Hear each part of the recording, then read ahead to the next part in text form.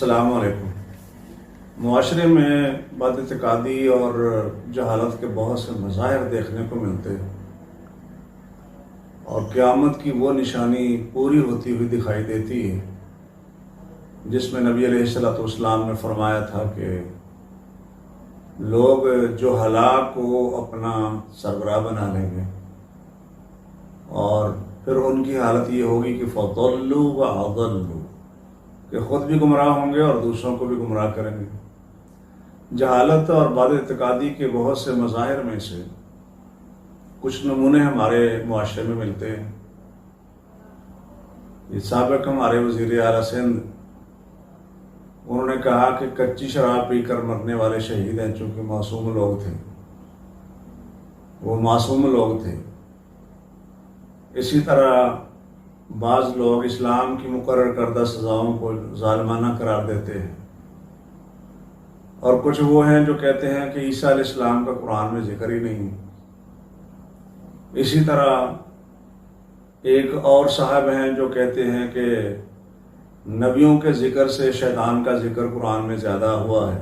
ایک صاحب کہتے ہیں کہ میاں والی کی گرمی جہنم کی گرمی سے زیادہ ہے، اور ایک خاتون نے پچھلے دنوں سارے لاہور والوں کو جاہل قرار دیا، اور خود اپنی کیفیت یہ ہے کہ وہ یہ کہہ رہی ہے کہ اللہ تعالیٰ ہمارے لیے کوئی ایکسٹرا ٹائم لگاتے ہوں گے، ایکسٹرا کام کرتے ہوں گے، کیونکہ ہم بہت زیادہ جاہل ہیں۔ تو اللہ تعالیٰ کی ذات کے بارے میں اس طرح کے الفاظ بولنا ظاہر ہے بے ادبی کے زمرے میں آتا ہے۔ اللہ تعالیٰ جو بھی کام کر رہا ہے کوئی ایکسٹرا کام نہیں ہے۔ قرآن نے یہ کہا کہ ما قدر اللہ حق قدرہ، لوگوں نے اللہ کی جیسے قدر کرنی چاہیے تھی انہوں نے اللہ کی قدر نہیں کی۔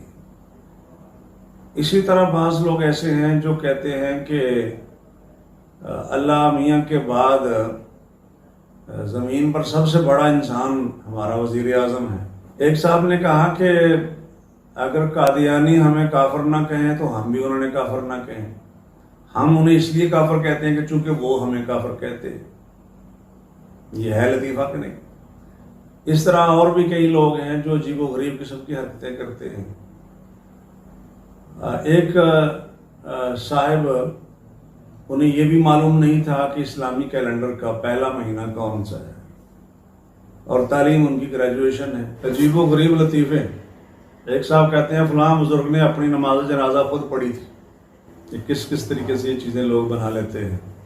ایک صاحب مجھ سے پوچھتے ہیں کہ مولانا صاحب بتائیں کہ نبی علیہ السلام کی جب وفات نہیں ہوئی تھی تو لوگ حج کہاں کرتے تھے؟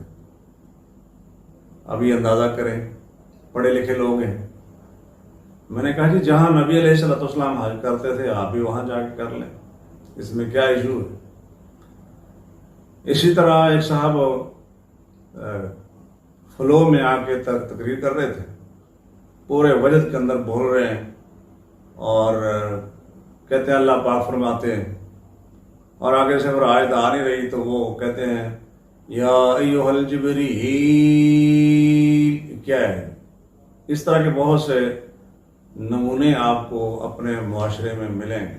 ایک صاحب کہتے ہیں، جیسے مشہور ہے کہ موسیقی روح کی غذا ہے، اس کی کیا دلیل ہے؟ اللہ تعالیٰ نے فرمایا کہ موسیقی روح کی غذا ہے، اللہ کے رسول علیہ السلام نے فرمایا کہ موسیقی روح کی غذا ہے، تو کس دلیل پر یہ کہہ رہے ہیں؟ کتاب و سنت میں تو ایسا نہیں ہے۔ مومنوں کی روح کی غذا تو اللہ کا ذکر ہے، الا بذکر اللہ تطمئن القلوب۔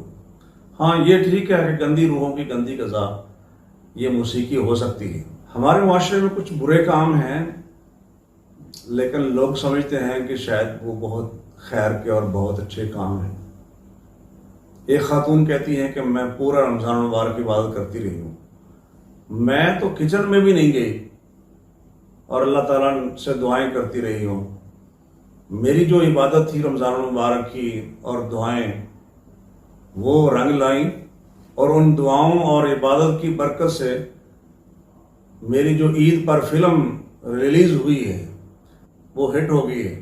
اللہ کا جتنا شکر ادا کیا جائے کم ہے۔ یہ فلم ریلیز ہونا جو ہے اس پر کہتے ہیں کہ اللہ کا جتنا شکر ادا کیا جائے کم ہے۔ ایک یہ کہ برائی پر لوگوں کو اکسا رہے ہیں، لگا رہے ہیں، اور اس کو پھر ساتھ اللہ کے شکر کے ساتھ جوڑ رہے ہیں۔ یہ اسی طرح ہے جیسے گاؤں میں ایک مولوی صاحب گئے تو کسی گھر والے نے ان کو بلایا کھانے کے لیے. جس گھر میں گئے تو وہاں کچھ آلات موسیقی پڑے ہوئے تھے، آلات موسیقی ملاحی پڑے ہوئے تھے، معازف پڑے ہوئے تھے. تو وہ دیواروں کے ساتھ لٹکے ہوتے ہیں، یہاں ڈھولکی لٹک رہی ہے، یہاں سرنگی پڑی ہوئی ہے، اس طرح کے اور آلات تھے. تو مولوی صاحب نے کھانا کھایا اور جاتے ہوئے کہتے ہیں کہ بی بی اللہ تعالیٰ آپ کے کاروبار میں برکت عطا فرمائے. اب اس کو بھی لوگوں نے دعا کے ساتھ جوڑ دیا. تو کچھ شعوری طور پر اور کچھ لاشعوری طور پر اس قسم کی حرکتیں کرتے ہیں. جہالت کا مظاہرہ کرنے والے لوگوں کے بارے میں کیا کہا جا سکتا ہے؟ یہی کہا جا سکتا ہے، نبینی آنکھوں، بہرے کانوں، آپ کو طارق عزیز کا سلام.